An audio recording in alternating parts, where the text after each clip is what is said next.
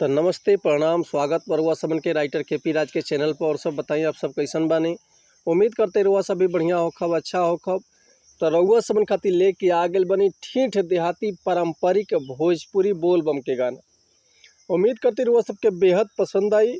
अगर एक रुआ बढ़िया म्यूजिक बनवा के बढ़िया से दिल से गायकी कहतनी तो 100% गारंटी बा कि हाँ गाना और मार्केट में ब्लास्ट करी। लेकिन इससे पहले रुआ समन से एगो बात कहल चाहब कि अगर रुआ गायकी में इंटरेस्ट बा, गायकी में कदम रखले बानी, गायकी रुआ के पसंद बा और रुआ के बढ़िया बढ़िया मेटर नहीं मिलत, बढ़िया गाना नहीं मिलत, बढ़िया से तुकबंदी नहीं मिलत, बढ़िया रुआ समन के म्यूजिक नहीं मिल पावत, तो रुआ अगर हमारा चैनल पर आ गए तो रुआ समन के निराश भइले के जरूरत नहीं है।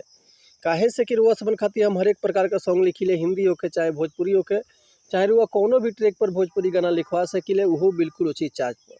आर्केस्ट्रा सॉन्ग, लव सॉन्ग, बेवफाई सॉन्ग, पूर्वी, निर्गुण, भजन, लोकगीत, लयदारी, रंगदारी, जातिवाद सॉन्ग, चाहे जिला स्पेशल गाना, चाहे बोल बम के गाना, चाहे विवाह गीत, चाहे विदाई गीत, चाहे रुआ अपना मनपसंद के कोनो भी गाना लिखवा सकिले। तो ऐसे कहल चाहब रुआ समन से कि रुआ अगर हमारा चैनल पर आ गए बानी आ चैनल पर पहला बार बानी, चैनल पर नया बानी, तो चैनल के पहले लाइक कर दी, सब्सक्राइब कर दी और बेल आइकन प्रेस कर दी ताकि कोनो वीडियो अपलोड करते सबसे पहले नोटिफिकेशन रुआ समन के मिले। अगर वीडियो रुआ सबके अच्छा लगा था तो एगो प्यारा सा कमेंट कर दी। चलिए देर ना करते हुए आज के मीटर देखल कैसे बा, का एकर लय बा, का एकर धुन बा, रुआ समन के हम गा के बताओ तनी। उम्मीद करती रुआ सबके बेहद पसंद आई। तो चलिए देखिए आज के गाना कैसे बा।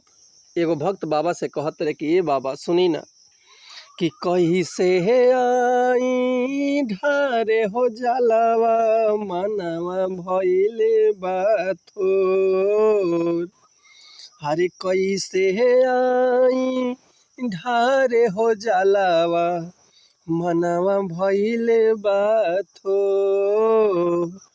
पौआ पिराला चललो न जाला, छाला पड़ल दुनु गोर, पौआ पिराला चललो न जाला, छाला पड़ल दुनु गोर। चढ़ी कैसे ऊंचे रे पहाड़ावा गिरता नया नवालो,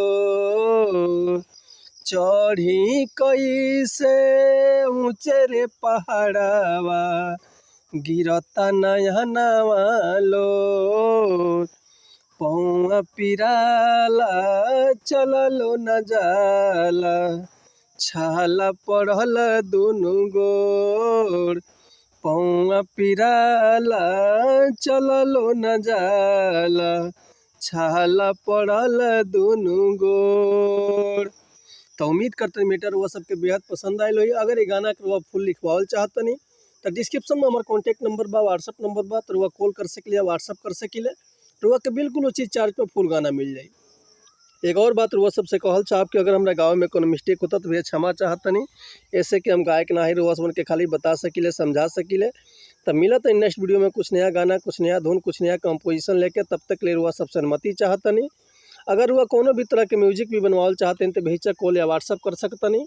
हमारा कॉन्टैक्ट नंबर बा 8178244875 और व्हाट्सअप के भी नंबर यह बा 8178244875।